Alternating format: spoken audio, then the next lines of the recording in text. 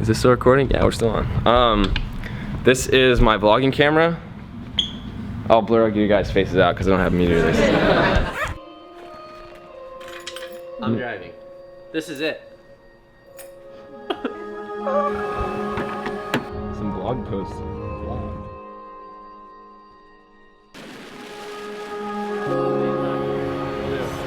Later, brother. Later. Alright guys, just said bye to Hannah and Amir, sadly. Feels super weird leaving Hawaii. I feel like, I don't know, the past week has just flown by. It's insane. Thank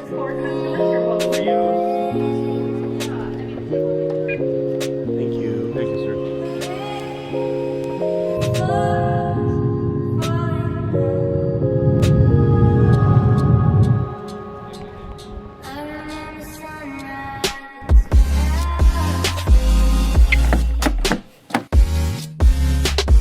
And we have arrived. Up here is inspiration for your project. And I made this little page for Colin, and it has a couple links. I met Colin this summer in San Diego, and he was working with making some videos. Colin is a YouTuber, okay? And Colin is very successful. Is that the proper term, I guess I would say? Or would you say a video production or whatnot? Probably a YouTuber, yeah. A YouTuber, and maybe you're working on getting into professional video production right now. Is that kind of the background? Uh-huh. I don't want to introduce you incorrectly or do you any disservice. You guys have grown up with this type of stuff, right? Yeah. So this should be very close to you guys. When I met Colin and I was hearing about his story, I was like, man, I think my students would really love for you to come share some information. And he's going to have a lot of stuff that he can kind of talk to you guys about, and that's why I'm excited to kick it off. I'm wanting you to tell your story through a video and through a written response, right? And now Colin's gonna do that for you guys right now. So let's welcome him up. Thank you guys.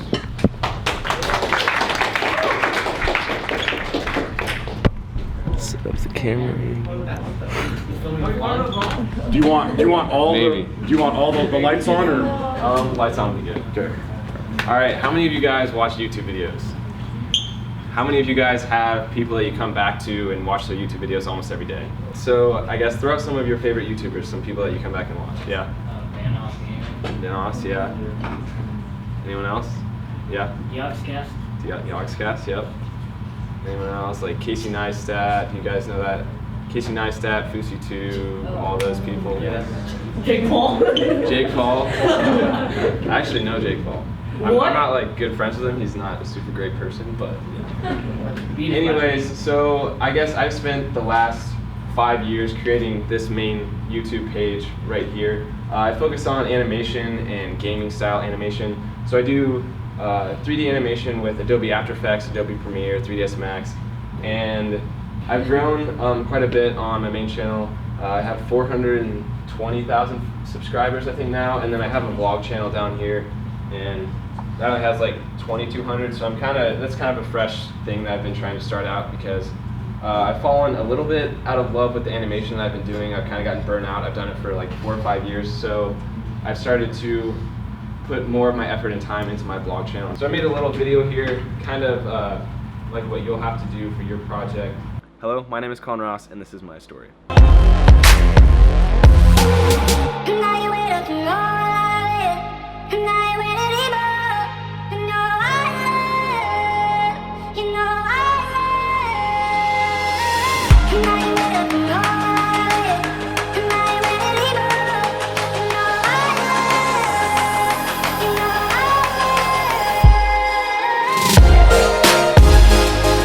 I'm 21 years old. I'm technically, I guess you could say, my full-time job is YouTube, but it wasn't always my full-time job, and there was a lot of hard work and determination, things that go on behind the scenes that went into the process of me becoming a YouTuber and me being able to do this as my full-time job and for my career. For me, for as long as I can remember, I've been super interested in photography, videography, cameras, computers, all the techie, nerdy stuff I've just always been super interested in. I love technology. And this led me to watching some of the early YouTubers in the beginning, like 2010, 2011.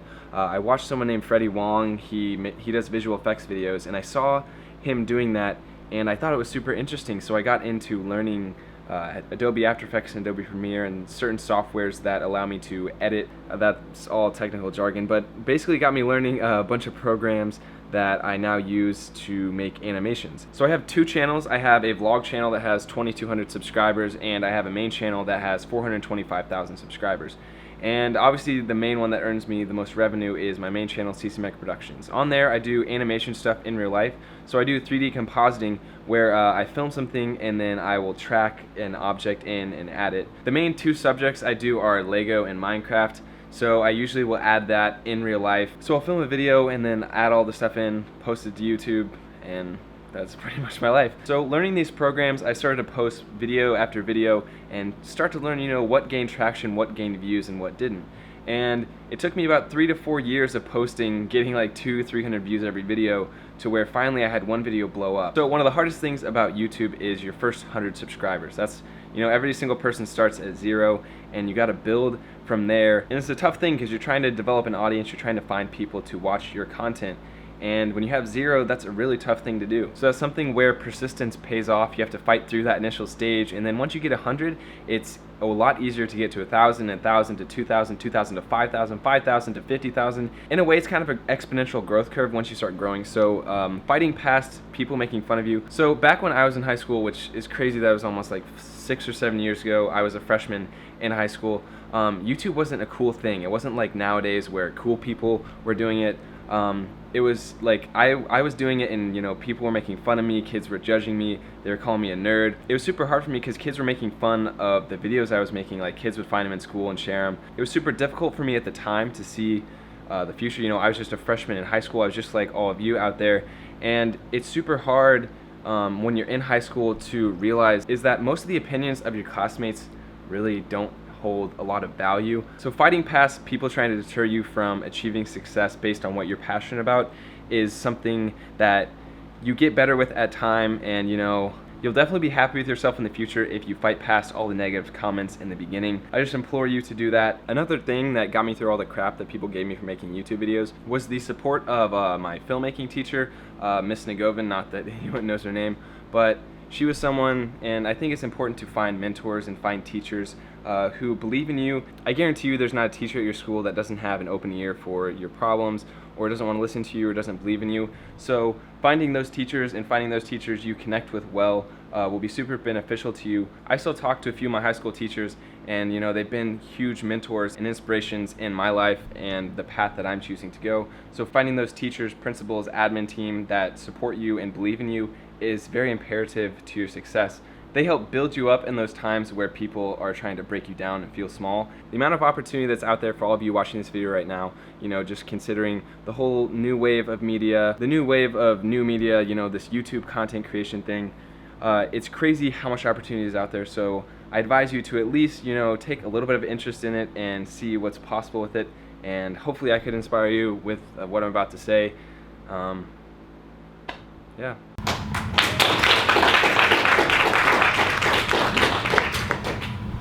Alright, so that was a little bit of the background. You're probably wondering why you should listen to someone that's making Minecraft animations.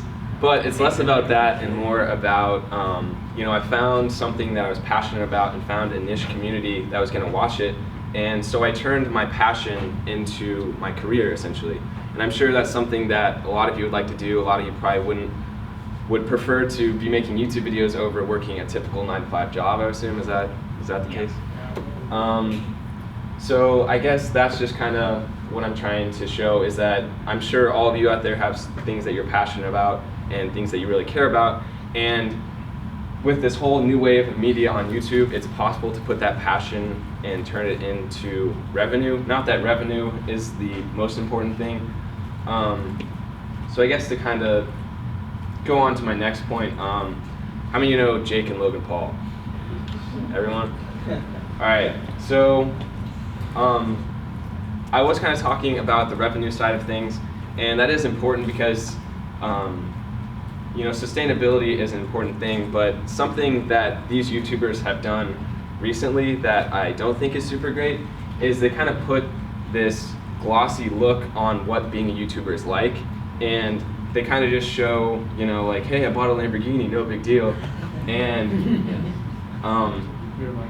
I've spoken to Jake Paul before, and it's not really in my business to share this with you, but I'm going to because I don't know. So I was talking to him about, so there's a thing on YouTube called CPM, it's the amount of money you make per 1,000 views. In the past 30 days, Jake Paul has 450 million views, I think. And I was talking to him about, you know, his like revenue, and I was talking to him about my stats, and he said he makes $1 CPM. So off of YouTube ad revenue alone in the last 30 days, he's made around $450,000. And he said, if he was telling the truth, he said he makes 6 to 7 times that off of his merchandise. So you know, when he's always like merch link in bio, plug this up. He's making around with everything, he's making $2 to $2.5 million a month off of YouTube, and you know, like his business ventures that are included with it. So that's obviously pretty inspiring to you that, you know, it's like he's no different than you and I'm no different than you. You have the possibility to make videos and grow an audience. But YouTubers like Jake and Logan have kind of make it look like it's not a lot of hard work, and they have an editor behind the scenes that's working their butt off and like doing all the editing for them. And so just know going into it that, so Jake Paul and Logan Paul have kind of made people interested on doing YouTube for the money. And if you start out just simply making videos to try and produce revenue and make money because you think you're gonna be Logan Paul and you're gonna own a Lamborghini in 3 months, is not super realistic, and it kind of creates a false sense of why you should make videos. So the only reason you should make videos on YouTube, in my opinion, is if you're passionate about the topic that you're creating about. If you're not passionate about it, then you're not going to be creating long enough to see the effects of growth on your channel. And like I was kind of talking about, it's super hard in the beginning when you have 0 subscribers and you're starting out. I'm sure some of you have channels out there and probably have like thousands or but it's super hard starting out, and in the beginning when you have to fight through all the criticism of your family, your parents, people telling you like you shouldn't be making videos, like it's super dumb. But I was raised in a super traditional family, so my parents always, I'd be staying up late editing videos, and they'd come in and be like a school night and be like, Colin, get off the computer, and it'd be like 3 a.m. and I have to wake up at like 6:30, and they tell me, you know, you just need to go to school, don't worry, like stop making videos and stuff. And now I'm the one, I think, so my channel, my Seasmac production channel has 420,000, I said 425,000 in the video, I was wrong, and 260 million views, I think, on it. So not that I like rub it in their face now, but I kind of can go back and say, you know, you were wrong, like I pursued my passion and it paid off in the end. So I guess that's a little bit of my story. I don't know if you guys have any questions or want to ask me anything. That's kind of what I did, yeah. You stream on Twitch? I do not stream on Twitch. You should. I should? Do you stream on Twitch? Yes. What's your username? I'll write you down. Oh, no, wait. I'm breaking. Yeah. So like you said about, staying up till like 3 a.m., what kept you motivated? Like what kept you up to that time? Well, I think what kept me motivated for the most part is I did love it so much. Like I loved editing and like the process of learning and like trying to get better and improve myself. And it's bad, but some of it too is like there's a lot to be said about disproving others that can lead to some motivation, which you shouldn't completely rely on that, but there's also a sense of, you know, when people are telling you you can't do something and then you actually do it, like that feels really good. And that was kind of like, I wanted to, like this was before it was kind of mainstream that people were making, like there was a few bigger creators like Freddie W, Shane Dawson, like some of like the original like bigger people, but it wasn't like, now there are thousands and thousands and thousands of people that are making 6 figures and like even more off this. So I knew that like all of content creation was heading in this direction and kind of, you know, spiraling to the side of YouTube things. So I kind of wanted to be on the forefront of that. And yeah, basically kind of just fighting, it's the hardest part is fighting past that initial phase where it's not that your parents don't believe in you, but they kind of just like want you to take, they just don't want to see you fail, I guess. They don't want you to be hurt when you fail, but sometimes that also can lead to you not believing in yourself as much. So I would just implore you to just stay passionate and find what you are passionate about, because if you're making videos about what you're passionate about, and that's what's so awesome about YouTube as well, is thousands of people. So like, what are you passionate about? Like, what do you like? Basketball. There are. Do you know who DC Heat is? So I don't know him, but like there are people like him and hundreds of other YouTubers that are monetizing their passion and making a living off of that. So like, kind of taking some strides with basketball, like you can take basketball, make videos about it, and turn that into your job. So even if you can't make it to the NBA, like if you're not the next LeBron James, which I'm not saying you're not, then there's still a way for you to monetize that passion. And that's what is so awesome about YouTube is there's so many niche communities that are so much bigger than you would ever imagine, and people are turning that into their livelihood and what makes them money. How long did it take for you to learn After Effects? Oh gosh, it was a pretty long process. I've gotten to the point now where I'm pretty proficient in it, but it was a lot of tutorials, a lot of it was all self-taught and self-learned on YouTube tutorials. So that's another great thing about YouTube is you can literally learn anything. Like anything you want to learn, you can look up a tutorial. Like if you want to fix like the spark plugs in your car, you can find it. If you want to learn After Effects, you can do it. If you want to learn how to do your makeup, you can do it. And that's what's so great, like I was kind of coming back to on his point, is like there's a niche for your passion and you can turn it into your full-time job. But After Effects probably, I've been doing it now for like 6 or 7 years, and it's a difficult program to get started to, but once you learn the layout and you get better at it, it's not as intimidating as it is. You just kind of have to bypass the original like interface and like learning the basics, and then it's not super difficult. But I remember the first video that I edited in After Effects, I was literally like, I had used Sony Vegas. Do you know what Sony Vegas is? I used that, and all the people like Freddie Wong were using After Effects, and then I literally begged my mom and dad for a student edition of the Adobe Production Premium Suite for Christmas. That was like all I got. I think it was like $300 or $400. My parents were pissed that they had to get it, but I was like, I didn't have the money at the time.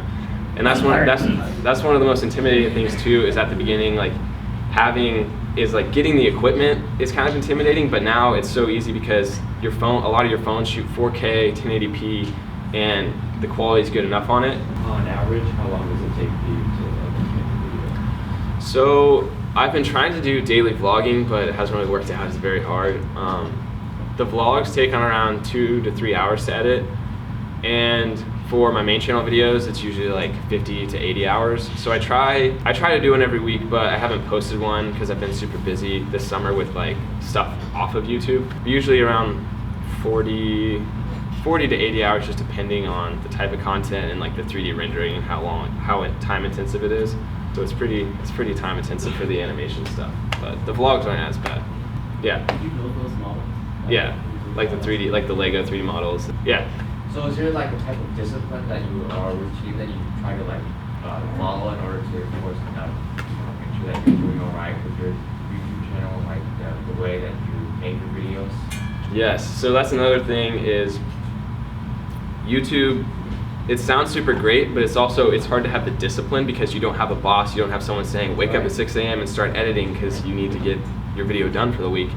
It's kind of coming back to, again, the passion side of things. When if you do have that passion, then you're going to get the video done and you're going to enjoy making it. I'm not to say that there aren't days where I wish I didn't have, like, I wish I could just chill, because once you start doing YouTube, it's constantly kind of just in your brain, and you see your stats and you want to keep them at a certain level. And so you would think that that's like another aspect of life, right? When you try to, at first you don't want to do something, but when you actually start doing something, you're really into it, and then you just want to finish the stuff. Exactly. And so I try to keep a schedule, because there are process, like Friday nights are usually my crunch time when I do like all-nighters to like finish my video for the week. Yeah. So that kind of throws off my sleeping schedule, but I try to not stay up super late so that I can wake up, and because I always feel, I don't know about you guys, but I always feel sluggish if I like go to bed at 3 and wake up at like 11. Yeah. So it's better to create a schedule around it, even if you don't technically need a schedule, because it makes it feel a little bit more like a job, but it has never felt like a job to me. When you create more of a routine schedule, it's definitely easier to keep on track and keep your upload schedule regular. Prioritize. Yeah. You know how to use Photoshop? Yes. Photoshop. I know, yeah, I saw a question in the back there. So you started your YouTube channel when you were a freshman? Yeah, freshman. So when did you like learn digital like applications? Like did you learn it mostly in college or did you learn it before freshman year? digital applications, do you mean like, so all of it is pretty much self-taught. I went to school, I don't know if I should say this. So I was in college for 2 years. I was studying finance, and you know, I had a pretty good GPA, and it's not like I failed out or anything. But I was studying finance and doing this on the side because I didn't want to go to school for film, because I mean, not like if any of you guys are wanting to be like film majors out there, I'm not trying to crush your dreams, but there's so much like access with this new wave of technology, like I was talking about with the tutorial side of things, where you can look up all the tutorials on Premiere and After Effects and learn all of it on your own. I had a filmmaking program in high school where I kind of developed more of those skills, but I already had a base knowledge in them and just kind of used my time in those classes to perfect it more, even when I wasn't doing it outside of class. I was studying finance in college, and then I dropped out 2 years after I was in college, which I don't advise anyone to do, but if there's an opportunity for you to monetize your passion and you already have, like, at that point I was getting like 10 to 15 million views a month. So it was a pretty sustainable revenue, and if you don't have the sustainability, I wouldn't recommend dropping out, but if you have, I guess if you have the sustainability in the view stream, it's not a bad plan, because the opportunity cost, do you guys know what opportunity cost is? Yes. So it's basically what I would gain by going to college and becoming $200,000 in debt versus me making X amount of dollars a year on YouTube at the time, be able to invest that into a Roth IRA and stocks. It was a lot more beneficial for me to put as much time as I could in YouTube right now, and then if I do have to go back to college, if the sustainability of my channel falls apart, then I can always go back to college and kind of do that. But high school definitely prepared me a lot, which I'm sure for a lot of you probably, and no offense to you, Mr. Escher, but a lot of you probably don't want to be in this class right now or your next class. I'm sure this class right here, at least to me, if I didn't have this option in high school, if I had this option, I definitely would have taken it and been super attentive. But I'm sure a lot of you next period have math and you're like, oh gosh, gotta go to math. And I just advise you to, I know it's easy to want to kind of skip through your high school experience and get to the next level and get out of your parents' house and like go to college, but you're gonna miss these times. You're gonna miss, like, not how easy, because it's not easy being here and being judged by all your peers, but you're gonna miss like this period of being young and like being with your friends. You're gonna have that in college too, but there's like the period of high school is, a lot of people want to get out of it, but then when they get out of it, they kind of look back and they're like, why did I want to like rush this so quickly and get to college when I have to have all these responsibilities and start paying my bills? So you would advise us to, of course, spend our high school years, having as much fun as we can, before we go into, the real world and experience those responsibilities. Or is that what you're trying to say, or are you trying to say that you want us to get ready for? I guess I'm trying to say, depending on what all of your guys' definition of fun is, my definition of fun was making videos. I didn't really like party or do anything fun technically. I know you guys don't do. I advise you to take advantage of the opportunity in school. And a lot of you might say, what's the point of me taking this math class? What's the point of this class? And it's not, like, a lot of the times in my math classes, people would say, like, this isn't going to be applicable in the real world. What's the point? Like, we shouldn't have to learn this. But it's hard to see it now.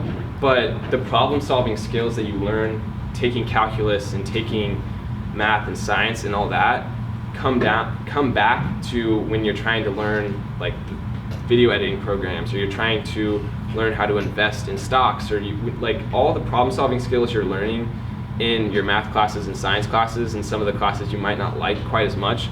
Try to soak up as much of that knowledge as possible, and don't try to skip it over. I know that a lot of people probably are not listening anymore, but yeah. So I guess to get into the next step of things. Is this still recording? Yeah, we're still on. This is my vlogging camera. I'll blur you guys' faces out because I don't have me do this. So this is my main vlogging camera. I have the Panasonic GH5. It's a DSLR level camera. A lot of people probably, some of you out there might have a Canon 70D, 80D, Canon T2i or whatever. I like this camera because it has some good cinematic features. It shoots 4K, high quality. So this is the main camera I have. So like I would want a camera, but like what would be like a starter? Okay, so a good starter camera I would recommend is the Canon T2i, this was the first camera where I had made enough money off of my YouTube stuff to where I could afford something, which at the time it was $600, but now you can get one on eBay or a used one on Amazon for like $250, so it's not super unmanageable. And that's probably where I would start looking, because then you can get into photography and videography and learn the settings. That's a pretty common camera that maybe most of your parents might have. Yeah, you might, like, there's honestly your parents might have like a DSLR laying around, and what you can do too to kind of combat the audio quality on the iPhone is you can get the lightning to like mic adapters. So they have things you can plug into your phone that have a lightning connector and then comes out to a mic, and then you obviously get better audio quality that way. But another way more important than what your camera is like the lighting that you're using. So like this camera, where this camera is better than your iPhone is in the dark, so it can do better low light stuff. But if you're filming in a well lit room or like outside, you're not really gonna see a difference between, okay wait, I have a video I can show. In addition to, of course, having a passion for being a YouTuber, I'm sure there must be, you have to have some sort of confidence as well in like what you're doing in order to succeed. Would you say that about yourself? So there's a fine line between, you know, having confidence and being narcissistic, and it's hard to be confident while not acting narcissistic, I guess, in the vlogs, because you have to have a level of confidence when you're out in public and you're filming yourself. But you also don't want to like just whip it around and be like hitting people in the face like Logan Paul, like just like flinging it and like yelling. But there is a confidence that you have to develop, like an on-camera presence. Not like like you have to be true to who you are and as authentic as possible. But there's definitely, like, you build up that confidence too. Like when I started out, like I could show you a video, I made a tutorial and like I have like a face cam of me, and I was like I was super quiet. And then as you do it and as you do it more, you get more confident in your ability to speak to a camera, and you just feel more natural overall. That's cool. All right, can we give Colin a nice